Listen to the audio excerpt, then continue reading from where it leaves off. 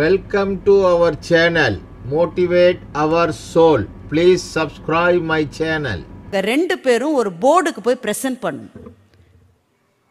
இதுக்கும் கந்த புராணத்துக்கும் சம்பந்தமே இல்லையே, அப்படிதான் யோசிக்கிறீங்க. அதுதான் ஆமுத்துலிங்கத்தினுடைய ஸ்பெஷாலிட்டி.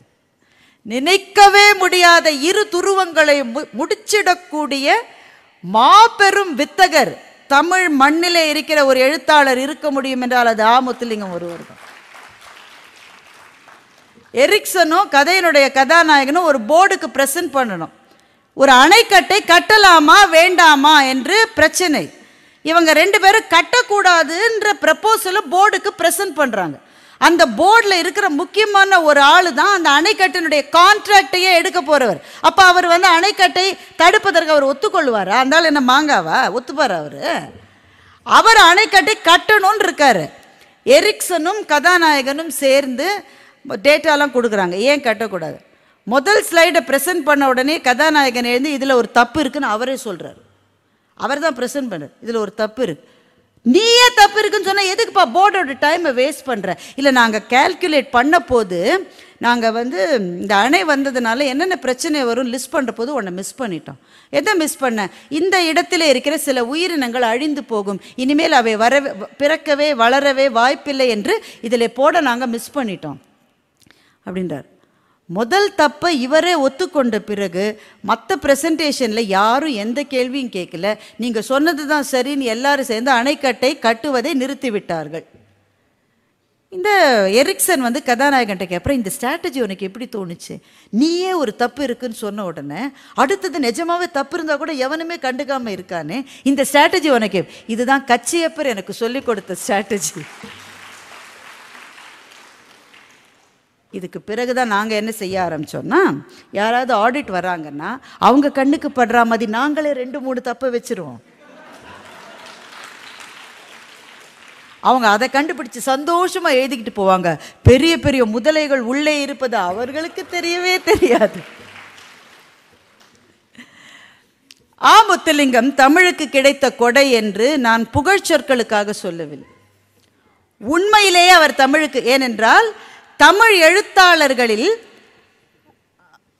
மிக பெரும்பாலானவர்கள் தங்கள் பகுதி, தங்கள் ஊர், தங்களினுடைய அந்த சிறு பகுதியை தாண்டி டிராவல் பண்ணக்கூடிய பெரிய வாய்ப்புகள் கிடைக்காதவர்கள். ஆனால் ஆமுத்துலிங்கம் கொக்குவில் என்று யாழ்ப்பாணத்துக்கு பக்கத்திலே இருக்கிற ஒரு நகரத்திலிருந்து கிளம்பி யூஎன்ல ஒர்க் பண்ணி ஆப்கானிஸ்தான்ல இருந்து, சியரோலியன்ல இருந்து, யூஎஸ்ல இருந்து, கனடாவிலே இன்றைக்கு வசித்து கொண்டு உலகம் முழுக்கவும் சுற்றி பார்க்கிற மாபெரும் வாய்ப்பு கிடைத்த ஒரு எழுத்தாளர்.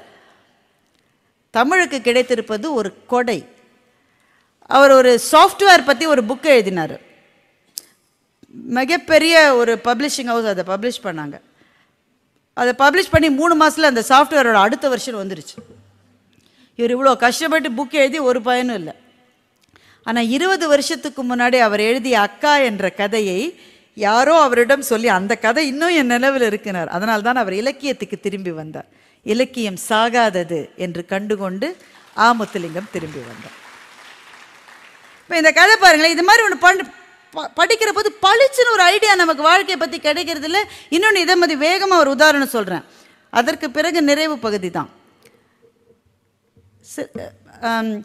T20 மேட்ச் பார்த்தீங்களா? போன தடவை நம்ம கப்பெல்லாம் ஜெயிக்கலை, ஃபைனலுக்கே போகல. ஆனால் India Pakistan match was very interesting. கிரிக்கெட்டும் பார்க்க மாட்டிங்களா? என்னங்க அநியாயமாக இருக்குது. பார்த்தீங்களா இல்லையா T20 மேட்சை? பார்த்தீங்களா? கடைசி ஓவர் ஞாபகம் இருக்கா? விராட் கோலி அடித்து தள்ளி துவம்சம் பண்ணார். லாஸ்ட் ஓவரில் 16 ரன் எடுக்கணும். நாம யாருக்கு அகெயின்ஸ்டா? பாகிஸ்தானுக்கு அகெயின்ஸ்டா. 4வது பால்ல தினேஷ் கார்த்திக் அவுட் ஆனார். ஞாபகம் இருக்கா?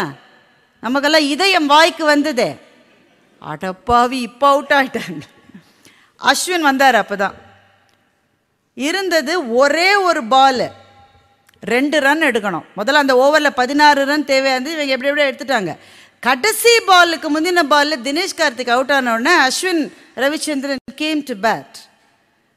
ஒரு பால் 2 ரன் எடுக்கணும். ஆனால் அவர் தான் ஃபேஸ் பண்ணுறாரு, கோலி எதிர்முனையில் இருக்கார். அப்போ அந்த பால் வந்தது, எவ்வளோ ப்ரெஷர் இருக்குன்னு மாத்திரம் யோசிச்சு பாருங்க. எடுக்க வேண்டியது 2 ரன் தான். அடிடா மாப்பிள்ள சாத்துறா 2 ரன்டா. But Ashwin decided to leave the ball. ஞாபகம் இருக்கா உங்களுக்கு? ஏன்னா அந்த பால் வருகிற டைரக்ஷனை ஓரளவு ஊகிச்சு, இது ஒயிட் பால், இது அட்டெம்ப்ட் பண்ணக்கூடாதுன்னு சொல்லி அவர் ஆடவே இல்லாது. இதில் கிரிக்கெட்டில் இதுக்கு ஒரு இந்த ஆக்ஷனுக்கு ஒரு டேர்ம் இருக்கு. It is call well left. Well left. அவர் அதை அடிக்காமல் விட்டதுனால ஒரு எக்ஸ்ட்ரா பால் அவங்களுக்கு கிடச்சிது. அடுத்த பாலை தானே அடித்து தூள் பண்ணி 2 ரன் எடுத்து நம்ம அதை ஜெயிச்சிட்டோம், பாகிஸ்தானை ஜெயிச்சிட்டோம். பட் எல்லாரும் என்ன சொன்னாங்க, கோலி இவ்வளவு நல்லா விளையாடினது மாத்திரம் இல்லை, அந்த பால் வர்ற போது அடிக்க வேண்டான்னு அஸ்வின் ஒரு முடிவு எடுத்தாரு, அதுதான் வெற்றிக்கு காரணம் என்று கிரிக்கெட் விமர்சகர்கள் சொன்னார்கள். It is called well left. Well left is a great technique not only in cricket but also in life. எல்லா பாலையும் அடிச்சே தீர்வேன் நிக்காத சாமி, சிலதுக்கு ஒதுங்கிக்கோ. நீ தான் அடிக்கணும்னு அவசியமே கிடையாது. எனக்கு ரொம்ப பிடிச்ச ஒரு கதை, நான் முன்னாடியே ஒரு தடவை சொல்லியிருக்கேன், இருந்தாலும் இன்னொரு தடவை சொல்கிறேன். ஒரு கழுதைக்கும் ஒரு புலிக்கும் சண்டை வந்தது. கழுதை சொல்லிச்சு, கிராஸ் என்ன கலர்? இட் இஸ் ப்ளூ அப்படின்னு கழுதை சொல்லிச்சு. புலி சொல்லிச்சு, வளராத, இட்ஸ் க்ரீன். ரொம்ப சண்டை ஜாஸ்தியாகி சிங்கத்துக்கிட்ட போச்சு. ஏன்னா சிங்கம் தான் ராஜா. சிங்கம் போயிட்டே இருக்கும்போது கழுதை இங்கேருந்து கட்டு, மகாராஜா இந்த புலி தப்பாக சொல்கிறான், இந்த கிராஸ் ப்ளூ கலர்னு அவன் சொல்கிறான், இந்த கிராஸ் க்ரீன் கலர்னு அவன் சொல்கிறான், இது ப்ளூ கலர் தானே மகாராஜா? சிங்கம் அங்கேயும் சொல்லிச்சு, எஸ் கிராஸ் ப்ளூ கலர் தான். உடனே கழுதைக்கு ரொம்ப சந்தோஷம், இவன் தப்பாக சொன்னதுக்கு இவனுக்கு பனிஷ்மெண்ட் கொடுங்க மகாராஜா. சிங்கம் அங்கேருந்து சொல்லிச்சு, இந்த புலி ஒரு வாரம் வாயை திறக்கக்கூடாது, ஓடு. கழுதைக்கு ரொம்ப சந்தோஷம். த கிராஸ் இஸ் ப்ளூன்னு சொல்லிட்டு போயிடுச்சு. புலி சொல்லிச்சு, மகாராஜா ஒரே ஒரு கேள்வி கேட்கலாமா? கேளு. இந்த கிராஸ் என்ன கலர்? Green colour. அதைத்தானே நான் சொன்னேன். எனக்கு ஒரு வாரம் பேசக்கூடாது தண்டனை கொடுத்துருக்கீங்க. தண்டனை அதுக்கு கொடுக்கல, பின்ன எதுக்கு கொடுத்தீங்க? ஒரு கழுதையோட போய் சண்டை போட்டிருக்கியே.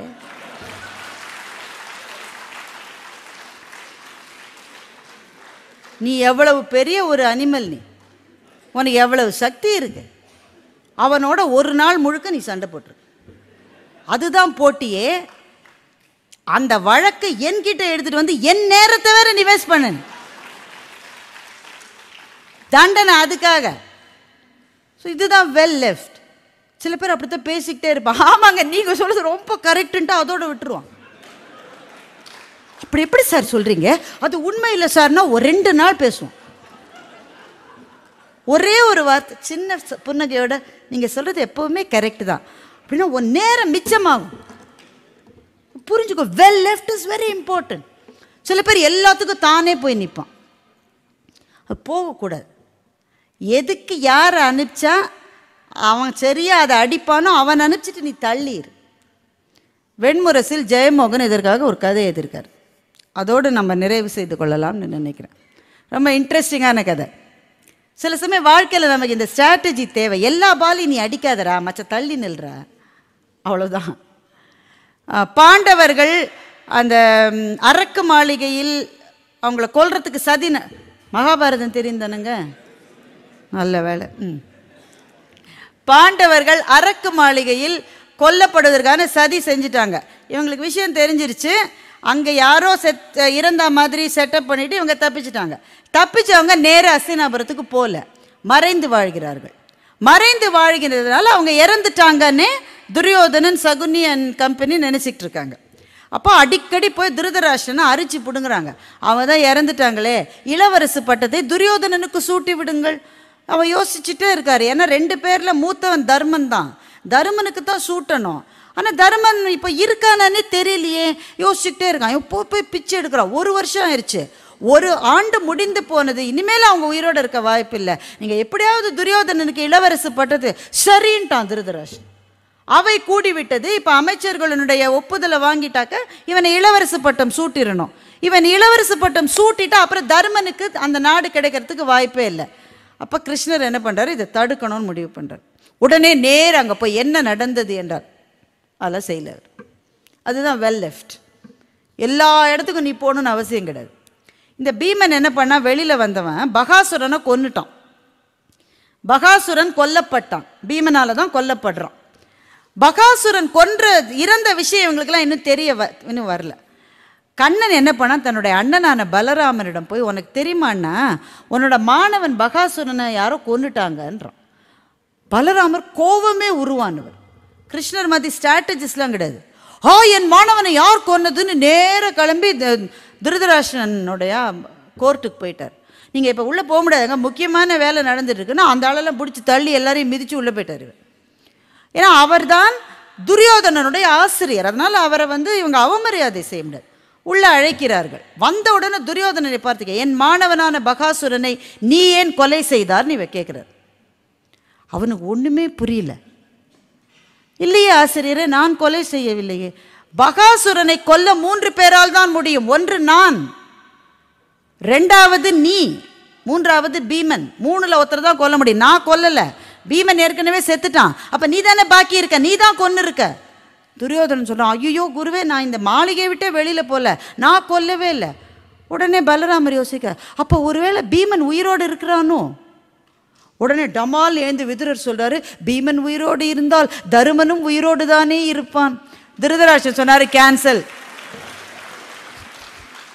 வடிவேல் சொல்வார்ல, டீ கேன்சல். அதனால இப்போ ஒருவேளை உயிரோடு இருக்கானோன்னு சந்தேகம் இருக்கும்போது இவனுக்கு கொடுக்க முடியாது, அடுத்த தடவை பார்த்துக்கலான்னு கேன்சல் பண்ணிட்டு எழுந்து போயிட்டார். துரியோதனனுக்கு என்ன நடந்ததுன்னு தெரியல. மணிமகுடம் தலைக்கு மேலே வந்தாச்சு. Too many slips between the cup and the lip. கடைசி நிமிஷத்துல இப்படி சகுனி ஒருத்தனுக்கு தான் தெரிஞ்சது, ஒரு ஆள் இந்த அவைக்கு வராமலேயே இந்த நாடகத்தை நடத்தி இருக்கிறார். அதனால எல்லா சண்டைக்கும் நீங்களே போடணும்னு அவசியம் கிடையாது. அதுக்கு கடவுள் சில பேர் நேர்ந்து விட்டுருப்பார். அவங்கள லேசா பற்ற வச்சா அவன் போய் என்னென்ன செய்யணுமோ கரெக்டாக செஞ்சுட்டு வந்துடும். ஸ்னூக்கர் விளையாடி இருக்கீங்களா? கிரிக்கெட்டே ஒன்றும் கை தட்ட மாட்டேறீங்க, ஸ்னூக்கருக்கு என்ன சொல்ல போகிறீங்க? ஸ்னூக்கரில் எந்த பாலை குழிக்குள்ளே தள்ளணுமோ, ஸ்னூக்கர் பிளேயர் எவனும் அந்த பாலை நேராக எய்ம் பண்ணவே மாட்டான். அது பக்கத்தில் இருக்க தான் எய்ம் பண்ணுவான். அது போகிற போக்கில் இதை தள்ளி விட்டுட்டு அது போயிடும். வாழ்க்கையில் இந்த உத்திகள் சில சமயம் நமக்கு தேவையாகத்தானே இருக்கிறது. நண்பர்களே, நிறைவாக இலக்கியம் நமக்கு ஏன் தேவை? யாரிடமும் பேச முடியாத விஷயங்களை ஒரு புத்தகத்திடம் நம்மால் பேச முடிகிறது. புத்தகம் நம்மிடம் பேசுவதை வேறு யாரும் கேட்க முடியாவிட்டாலும் நாம் மாத்திரமாவது கேட்க முடிகிறது. மிக மிக அந்தரங்கமான சில உணர்வுகளை புத்தகங்கள் நம்மோடு பகிர்ந்து கொள்ளுகின்றன. வேற பெருசாக எதுவுமே சொல்லணும், ரொம்ப ரொம்ப ரொம்ப சாதாரணமாக. வள்ளுவர் ஒரு முறை தெருவில் நடந்து போய் கொண்டிருந்தார். வள்ளுவருக்கு எதிரிலே ஒருவர் வந்தார். சும்மா கற்பனை தாங்க, யார் பார்த்தது வள்ளுவர்? எதிரில் ஒருத்தர் வந்தார். ஏன்பா நேற்று நீ கச்சேரிக்கு வரவே இல்லை? அவர் கேட்குறார் வள்ளுவர். ஆமாப்பா, வீட்டில் கொஞ்சம் வேலை இருந்ததுப்பா, வர முடியலப்பா. என்னப்பா, எவ்வளவு நல்ல கச்சேரிக்கு வரல? என்ன கச்சேரி? என்ன கச்சேரின்னே உனக்கு தெரியாதா? நேற்று ஒருத்தர் புல்லாங்குழல் வாசிச்சாரு பாரு, அட்டா, நீ கேட்காம மிஸ் பண்ணிட்டப்பா. ஒருத்தர் யாழ் வாசிச்சாருப்பா, மியூசிக்னா அதான்ப்பா. என்னப்பா இதுக்கு போய் வரல? வள்ளுவர் மனசில் நினச்சிக்கிட்டாரு, பாவம் இந்த ஆளுக்கு இன்னும் குழந்தை இல்லை, அதனால தான் புல்லாங்குழல் யாழ் யார் வாசித்ததோ இனிமை என்று சொல்லுகிறார். அவருக்கு மாத்திரம் பிள்ளை பிறந்தா அது இந்த மழலையில் கண்ணா பின்னான்னு ஒளரும். சரியான வார்த்தை அது சொன்னால் கூட அது அவ்வளோ இனிமையாக இருக்காது. ஒளரி கொட்டி கலரி மூடும் பாருங்க, கேட்க அவ்வளவு இனிமையாக இருக்கும். குழல் இனிது யாழ் இனிது என்ப தம்மக்கள் மழலை சொல் கேளாதா. 7 சொற்களை வைத்து கொண்டு என்ன ஆட்டம் ஆடிருக்காரு ஆளு. இந்த திருக்குறள் நான் சொன்னது ரொம்ப எல்லாருக்கும் புரியக்கூடிய குறள். இன்னும் பல படிகள் இருக்கிறது. இந்த குறள்லேயே முக்கியமான சொல் எது? குழலா, யாழா, இனிது என்ற சொல்லா? எதுவும் கிடையாது. தம் மக்கள். பக்கத்து வீட்டு பிள்ளை கத்தினா 4 அடி அடித்து வாயை மூட வையாமல் பண்ணுறோம். ஆனால் நம்ம பிள்ளை பேசினா அது என்ன உளறினாலும் நமக்கு ரொம்ப அழகாக இருக்கும். அதனால தான் அவர் சொன்னார், குழல் இனிது யாழ் இனிது என்ப தம்மக்கள் மழலை சொல் கேளாத. நம்ம பிள்ளைகளினுடைய மழலை சொல்லால் திளைத்திருக்கிற காதுகளை கொண்டவர்கள்தான் இந்த குரலை அனுபவிக்க முடியும் என்றால், ஒரு வாசிப்பு எழுத்தாளனுக்கும் படிக்கிறவனுக்குமான பிரத்யேகமான பாதைகளை அமைத்து செல்லுகிறது. அந்த பாதையில் நம்மை தவிர யாருமே இல்லாமல் பயணம் செய்கிற போது நம்முடைய காயங்களை மறப்பதற்கான ஒரு புது வாசலை அது திறந்து வைக்கிறது. வெளியிலிருந்து வந்த காற்று நம் மனத்தை விசாலப்படுத்துவதற்கான ஒரு ஜன்னலை அது புதிதாக நமக்கு காட்டுகிறது. ஒரு புத்தக படிப்பு என்பது வாழ்க்கையினுடைய அடுத்த பக்கத்துக்கு நம்மை அழைத்து செல்லுகிறது. மாபெரும் கொடும் தனிமைகளிலிருந்து நம்மை காப்பாற்றுகிறது. இந்த வாழ்க்கையை வாழுவதற்கான ஒரு பொருள் உண்டு என்பதை நமக்கு ஓயாது சொல்லுகிறது. எனவே நீங்கள் புத்தகத்தை எடுத்த உடனேயே தூக்கம் வருகிறவராக இருக்கலாம். போன புத்தக கண்காட்சியில் வாங்கிய புத்தகங்களை இதுவரை படிக்காதவராக கூட இருக்கலாம். ஆனால் உங்களினுடைய நெஞ்சு எதை தேடுகிறதோ அதை தருகிற எழுத்தாளன் எங்கோ இருக்கிறான். அவனை தேடுங்கள். அந்த தேடலில் நீங்கள் வெற்றி பெற்று விட்டால் அதிலிருந்து அடுத்தபடி, அதிலிருந்து அடுத்தபடி, அதிலிருந்து அடுத்தபடி என்று உச்சங்களை தொட முடியும். நீங்கள் நேசிக்கிற எழுத்தாளர்களை நேசிக்கிற நண்பர்களோடு உங்களுக்கான ஒரு ஆத்மார்த்தமான நட்பு வட்டம் உருவாகும். உங்களினுடைய அன்றாட வாழ்க்கை, நம் அத்தனை பேரின் அன்றாட வாழ்க்கையும் சுமைகள் நிறைந்தது. The routine is so exhausting. ஒவ்வொரு நாளையும் அதில் செய்ததையே திரும்ப திரும்ப திரும்ப திரும்ப திரும்ப செய்கிற வாழ்வில் புத்தகங்கள் புதுமைகளை கொண்டு சேர்க்கின்றன.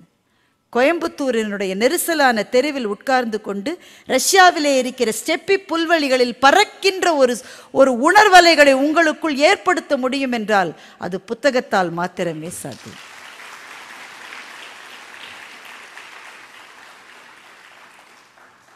புத்தகம் நமக்குள்ளே அன்பை, மனிதாபிமானத்தை வளர்க்கிறது. கல்யாண்ஜியினுடைய ஒரு கவிதையை சொல்லிவிட்டு முடித்துக் கொள்ளுகின்றேன். ரொம்ப சாதாரணமான சிச்சுவேஷன். பிள்ளையை தூக்கிக்கிட்டு அப்பா மருந்து கடைக்கு போகிறார், அவ்வளோதான் சிச்சுவேஷன். ஒன்றும் பெரிய சிச்சுவேஷன்லாம் கிடையாது. பிள்ளையை தூக்கிக்கிட்டு மருந்து கடைக்கு அப்பா போகிறார். அந்த மருந்தெல்லாம் என்னென்னு அந்த பிள்ளைக்கு ஏற்கனவே தெரியும். ஒரு 5 வயசு பிள்ளைன்னு வச்சுக்கோங்களேன், அதுக்கு ஏற்கனவே தெரியும். பாட்டிக்கு அனீமியா, லிவோஜின் என்று மகள் சொன்னாள். அந்த டானிக்கை வாங்கிட்டான். அப்பாவுக்கு பிபி, டெல்மா அந்த மாத்திரையை கொடுக்குறாரு. அப்பா சொல்கிறாரு 2 எறும்பு மருந்து பேக்கெட். அப்பா சொல்கிறாரு யார்கிட்ட? மருந்து கடைக்காரர்கிட்ட 2 எறும்பு மருந்து பேக்கெட். பாப்பா கேட்டால், அப்பா நம்ம வீட்டில் இருக்கிற எறும்புக்கு உடம்பு சரியில்லையாப்பா என்று கேட்டான். எறும்பு மருந்து எதுக்காக கேட்குறாங்க? கொல்றதுக்கு. ஆனால் அந்த குழந்தையினுடைய உலகம் எவ்வளவு அழகானது என்றால், பாட்டிக்கு மருந்து மாதிரி, தாத்தாக்கு மருந்து மாதிரி, எறும்புக்கு ஏதோ உடம்பு சரியில்லை, அதற்காகத்தான் அப்பா மருந்து வாங்குகிறார் என்று நினைக்கின்ற இந்த அன்புதான் இலக்கியம் நமக்கு சொல்லித் தருகிற அன்பு. நாளைய மணிப்பூர்கள் நிகழாமல் இருக்க வேண்டும் என்றால் இந்த அன்பை விதைப்பதை தாண்டி நம்மால் என்ன செய்ய முடியும்? உலகெங்கும் விஷ வித்துக்கள் முளைத்து கொண்டிருக்கிற போது இலக்கியம் அன்பை எடுத்து செல்லுகிறது. அதை பிடித்து கொள்வோம், வாசிப்போம், சுவாசிப்போம், நேசிப்போம். நன்றி, வணக்கம்.